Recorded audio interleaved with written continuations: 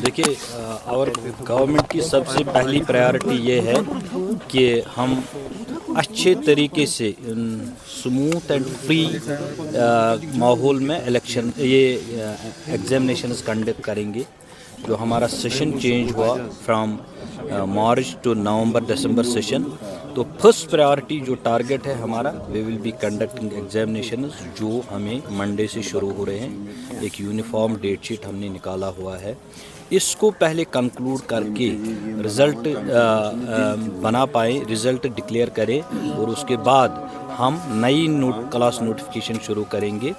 तो साथ ही अगर इस दौरान एग्ज़ामिनेशन के बाद मौसम वैसे ठंडी है, बिगड़ रहा है, आज इस वक्त थोड़ा हल्की बूंदाबांदी शुरू हो गई, तो we will take government will take cognizance of the same and they will declare the winter vacations at the appropriate time, but not before, let me clear it, not before the conduct of annual exams. Sir कहीं एक सवालात है जिसमें admission तो नए अब होंगे ही होंगे क्योंकि नया सेशन जो है आने वाला है, तो उसमें आम तौर से पेरेंट्स की शिकायत रहती है कि एडमिशन फ़ीस, जिसके लिए आपने पहले ही कहा है कि कोई भी स्कूल एडमिशन फ़ीस नहीं ले सकता है, मिसलिनियस चार्जेस चार्ज किए जा रहे हैं। तो उसके लिए फिर से मैं आपको आज फिर से ये क्वेश्चन पूछ रहा हूँ, क्योंकि मेनी स्कूल्स डूइंग वायलेशंस वो एडमिशन फ़ीस भी लेते हैं, मिसलिनियस चार्जेस भी लेते हैं। उसमें की कोई पॉलिसी आपने बनाई है? अगर कोई इस तरह कोई अगर आप देखेंगे, we have a fee fixation committee जो फ़ी को रेगुलेट करता है प्राइवेट स्कूलों के हवाले से, which is being headed by retired justice, वो इसको चला रहे हैं। I am also member of that committee. तो वहाँ क्लियर कट डायरेक्शंस है, क्लियर कट ऑर्डर्स है दैट नो एडमिशन फ़ी या any type of capitation fee will be charged by any of the private schools. In case such violations, such complaints occur, will come, we will definitely take cognizance.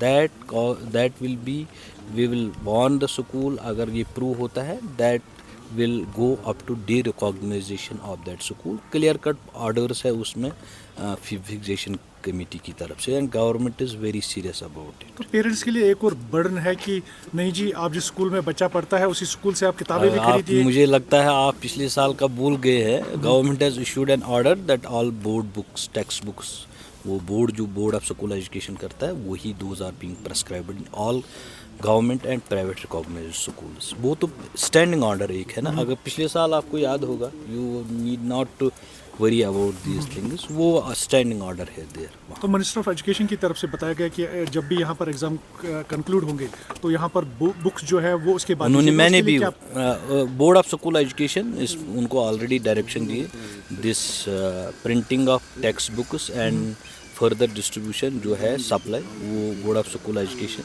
उसमें एक meeting हुई है। They have already been directed by the honourable minister. जो honourable minister साहिबा ने कहा है that those directions will be implemented in letter and spirit. We have directed our field staff, teachers, examination centres में हमने कहा है कि हीटिंग अरेंजमेंट भी करें, जहाँ जहाँ पॉसिबल है, जहाँ पॉसिबल नहीं है वहाँ कुछ हायर करके वो कर सकते हैं।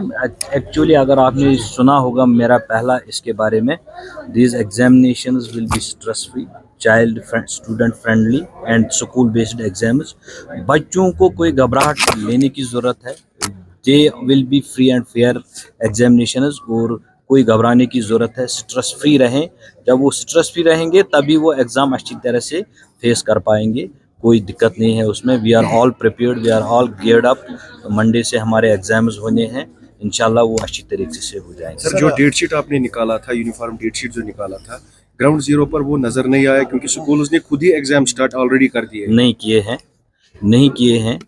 25 से एग्जाम्स होने हैं, 25 से एग्जाम्स हो रहे हैं। इंग्लिश का पेपर पहला है। We have already circulated instructions.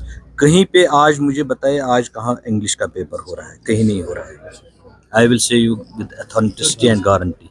जो आपने रिसेंटली ऑर्डर एक निकाला था कि स्कूल में बच्चे अब स्कूटी लेके या फोर व्हीलर लेके नहीं आएंगे, कोचिंग सेंटर स्कूटी के राइट, उसके हवाले से क्या कुछ? देखिए, अगर आपने देखा होगा, motor vehicles department, traffic police ने भी ऐसी एडवाइजरीज निकाली हैं जो हमारे बच्चे हैं जो हमारे डोमेन में आते हैं वो 12th तक होते हैं, वो नॉर्मली सब 18 के नीचे होते हैं, तो 18 से पहले किसी को ड्राइविंग लाइसेंस नहीं मिलती है।